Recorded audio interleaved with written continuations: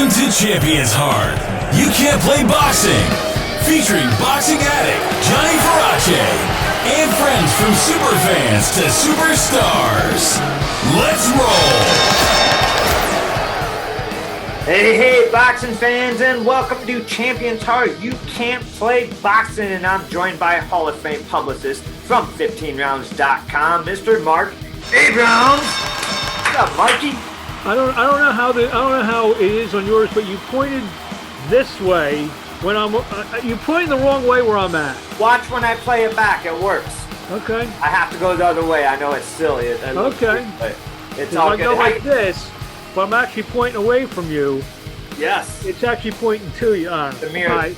Let's talk boxing. Let's talk some boxing. 2020, what a year it has been, not only in boxing, but in the world itself. I wouldn't say what a year it's been. What a crappy year it's been. Adjectives welcome. Okay. Yes, it's definitely been a crappy year. I want to use another word, but there's a family show. That's true. It's true. But, all things considered, COVID-19 has just thrown everybody into just a new state of everything, of living everything. And, restrictions were put on the way we do, the way we go about life, and boxing included. Yeah, man. Exactly. But boxing still went on. Fights still took place.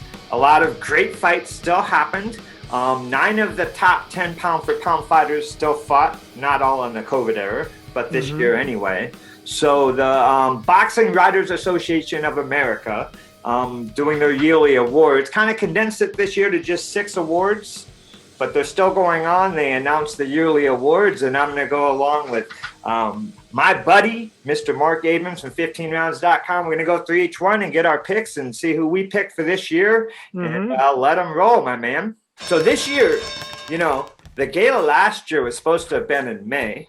And of course, did not happen. You were awarded last year the John McCain Bill Crawford Courage Award for 2019. You were unable to receive that award physically because the gala that was supposed to happen in New York City late May did not happen due to COVID. So this year they're going to combine both the ceremonies, which I'm sure we'll see you at that one coming up to receive your award from last year.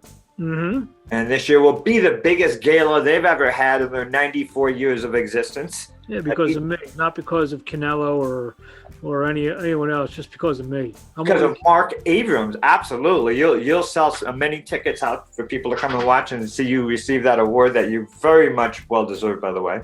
Thank you. All that you went through, your Courage Award from last year. So that segues us right into the first category, which is your category you were crowned from last year, John McCain Bill Crawford Courage Award.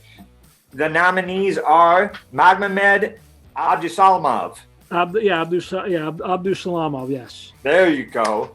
His family, which as we know about 8 years ago, he was seriously injured in a fight with Mike Perez. I was at the fight. But yeah, that was a tough fight, and in his family, he physically is still with us. However, extensive damage in his family has definitely put up with, a lot throughout the years of keeping him where he's at. It's been tough. Mark Breland, another pioneer in the sport. Pritchard Colon, another fighter who was injured on TV in a fight. Derek James and Jose Santa Cruz. All strong nominations for the Courage Award. Well, obviously, I think the two the prominent ones, obviously, when Pritchard Colon suffered his injury in a fight in Virginia.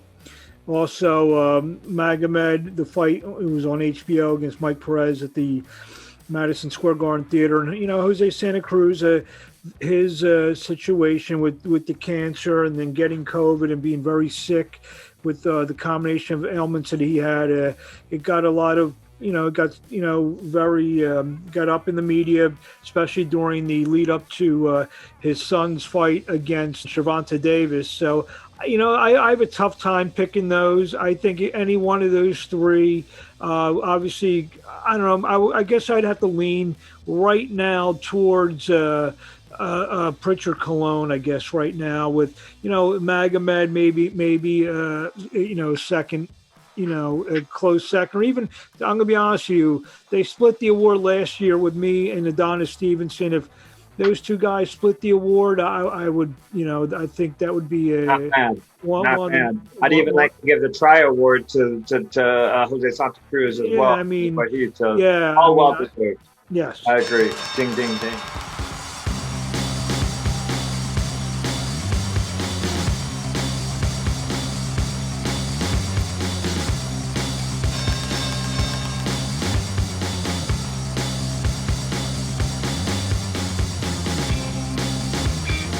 All right, let's go on to the Custom Motto Award for the Manager of the Year. We have Keith Connolly, Peter Kahn, David McWater, Rick Merigian, who has Jose Ramirez, and he just signed a bunch of fighters, including some world champions, who's, I guess, going to partner in with MTK as their advisors. He's made some nice moves at the end of the year. Interesting. And Eddie Reynoso, who obviously is with Canelo Alvarez and now is training a bunch of other fighters.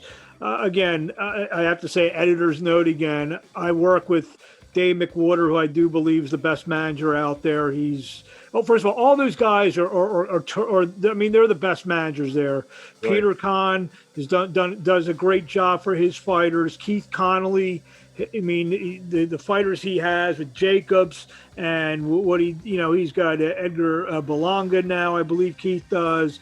He has Kanaki, who he's got, even though he lost, he's been getting good fights. And he has a couple of young fighters, and I know there's several other fighters I'm missing that Keith has. But yeah, I mean, any one of those, they're all great managers. But I know with Dave what he does, for his fighters and the situations he puts them into, i.e. Teofimo Lopez fighting for the undisputed lightweight championship and winning it. Dave's my vote for that. There you go, Dave McWater, winner there. I give Peter Kahn a close second for that. Having watched him very closely as well, being down here in South Florida, but yes, always on point. Yeah, no, absolutely. I don't know Peter that well personally, but I watch him from afar, and he does a terrific job, and I've heard some good interviews with him, and I like what he just his manner he goes about his fighters. But Dave's tremendous. I mean, young fighters out there watching this, if Dave Ramos people call, it's definitely a phone call you need to pick up.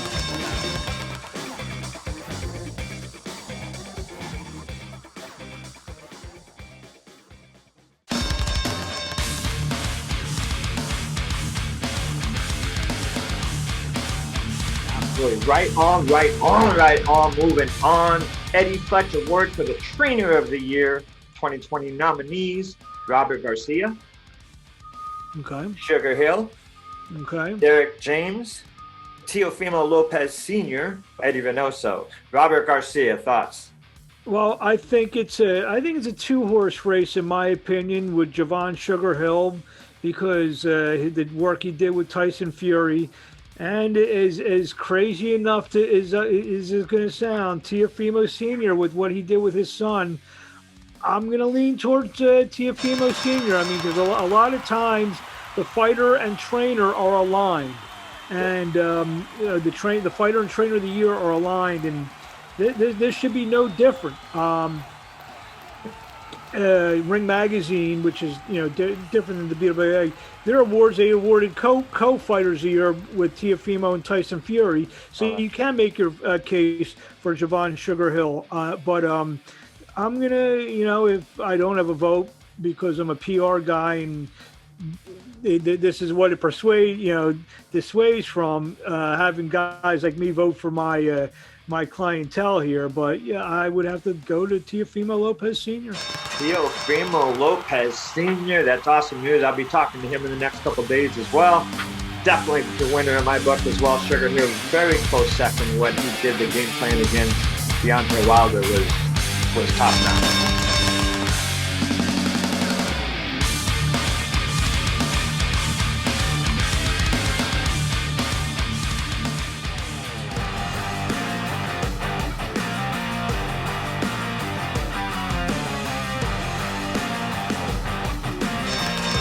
sure. All right, let's move on to the fight of the year, the Muhammad Ali, Joe Frazier fight of the year, 2020 nominees. Gervonta Davis over Leo Santa Cruz, right? Carlos Gongoro over Ali Akhmedov. Late entry. Juan Francisco Estrada Kudros. Against Carlos Cuadras, yep. Cuadras, rather, yes. You got Nakatani over Verdejo, which was a battle. Povetkin and Dylan White.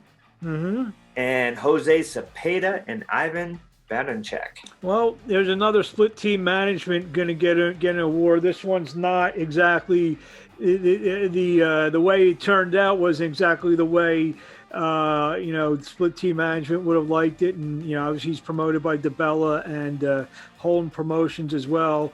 But Ivan Baranchyk, his war with Zepeda, 8 knockdowns. An explosive knockdown to end things for Zepeda. It was a tremendous fight. I've never seen anything like it in the 5 or 6 round fight. I don't remember the time but it was insane.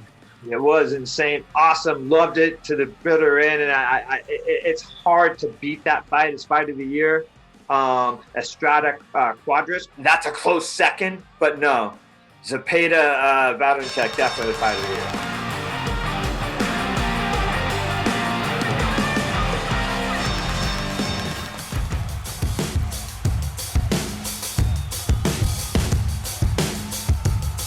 Yes. All right, knockout of the year. Alex, this is not on one of the rides. This is actually, I'm sidestepping. There's 2 other. I'm like, the BWAA don't do knockouts. I'm sorry. So the other BWA is the fighter of the year. We'll wait for that. We're going to wait for that for the last. But I got 2 other ones. One of the ones going to be knockout of the year. You got Povetkin's knockout of Dillian White. Gervonta Davis's knockout of Leo Santa Cruz. Zepeda knocking out Baranchyk. And Jake Paul knocks out Nate Robinson. Well, I didn't even hear the last thing you said. So, even though my buddy BJ Flores does train, and he's done a hell of a job with Jake Paul. So, I mean, as much as people want to crap on what Jake and his brother Logan are doing, A, people are talking about it, and B, I know, I've said this on a couple other interviews I've done. Jake Paul, he takes this seriously, and I've seen some good, not to get off on a tangent here, but I've seen some good footage of him sparring legitimate pros and, holding his own, doing very well. So, but to get back on it, there's the first 3 you mentioned are all terrific knockouts. And, we gave the fight of the year to the Baranchyk fight, and I don't want to glorify that anymore because it's, like I said, I work with that management company. I'll go Davis and Santa Cruz. That was a real vicious uppercut. It was. I mean, by a hair over the White Povetkin. They're both nasty. I think what adds to the Davis Santa Cruz one, that there was a crowd there. There was some emotion going on in the stands. That may have added to where the Povetkin White one was just, it was kind of, page turn like that and it was over, and that was it. Yeah. Back to BJ Flores training Jake Paul on a quick note. From a boxer's perspective, having been in there a few times myself, okay. Honestly, now you want to fight Jake Paul, right? No, guy's 6 foot tall. I'm 5'4", 5'6" or whatever, right? No, but what I want to say is, nobody's really giving him credit. But I tell you what, he threw that left hand. He took a step back and then threw that right hand. Gave himself a little. That looked nice. He's. I mean, for all the stuff that people are saying about him, I know he takes this pretty seriously. So I talk with BJ from time to time, and every once in a while he'll send me a little 15, 20 second clip on my phone, and you would not know the difference. You wouldn't know he's just some guy making crazy videos on YouTube to make a living, and make a real good living at that. Yeah. You would think that, he's an aspiring boxer. I'm not going to say he's going to be a world champion or anything, but he looks like at least an aspiring boxer.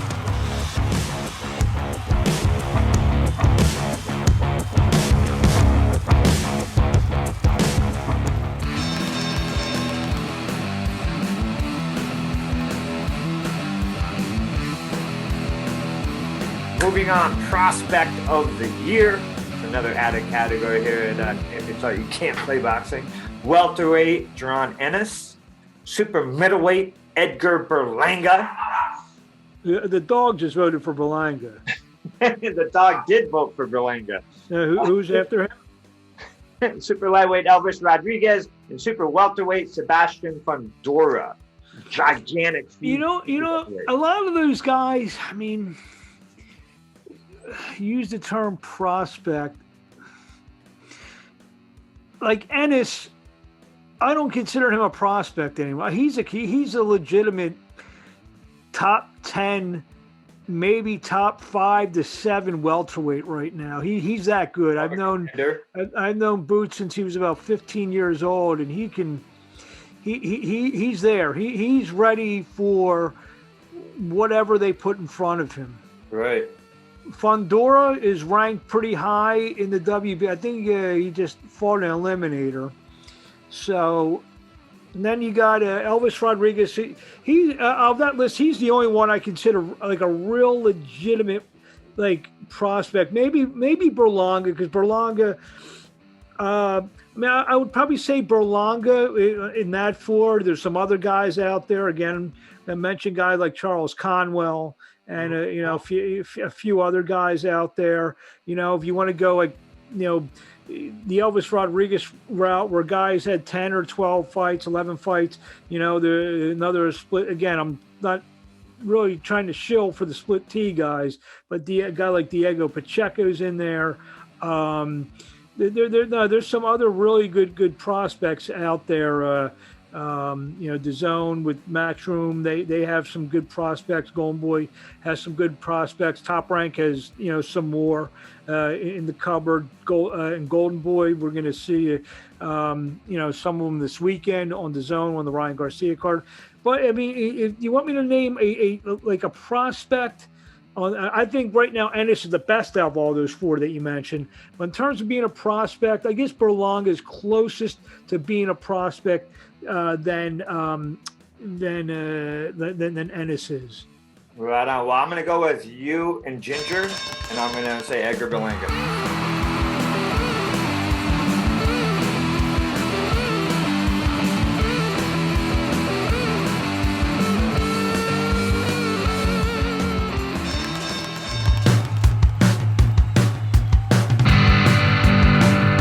All right, well, let's do it. Fighter of the Year, back to the BWAA Awards. The Sugar Ray Robinson Fighter of the Year 2020 nominees: Canelo Alvarez, Gervonta Davis, Tyson Fury, Teofimo Lopez Jr., Errol Spence Jr., and Joe Smith Jr., the Year of the Juniors. I'm going to go with Teofimo Lopez because obviously he was a bigger underdog than Tyson Fury was. I'm gonna go Lopez by a little bit, not much. Again, the ring they named the co-fighters of the year. Not really no problem with that because I mean I was out there in Las Vegas for that fight because of the magnitude of the event and the performance he was able to deliver back on, I believe it was February 22nd, Tyson Fury. And but Lopez, not many people gave him a shot. Not many at all. And he came up big on October 17th, and he's now basically your undisputed lightweight champion of the world.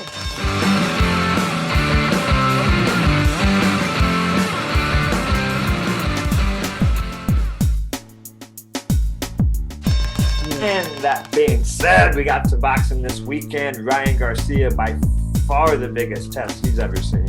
Luke Campbell should be a good fight. I've been going back and forth. Maybe right now as we tape this, maybe I'm leaning Garcia, but it should be a really good fight. I'm very excited to watch the fight, and I just got off an interview with friend Sean Cruz, the Zern, who's fighting on the card, and I mean, she knew because obviously she's participating in the card, but it's one for us guys on the East Coast. The main event's gonna be about 6 o'clock Eastern. Yes, that is cool. It's a ring walk at 6 p.m. Eastern. That's very, very cool. Do you feel that Ryan Garcia is going to need to look really good to keep momentum in that deep lightweight division? He needs the win. Win first, and then he'll have that win under his belt, and then possible fight with Devin Haney next. I mean, the fans would love to see that. Love to see that. That's what's looking to line up next. Those two. Yep. Well, possibly this is for some kind of I don't know if it's an interim title or getting in line or elimination, but it's definitely to get in line and actually the front of the line for Devin Haney. Excellent.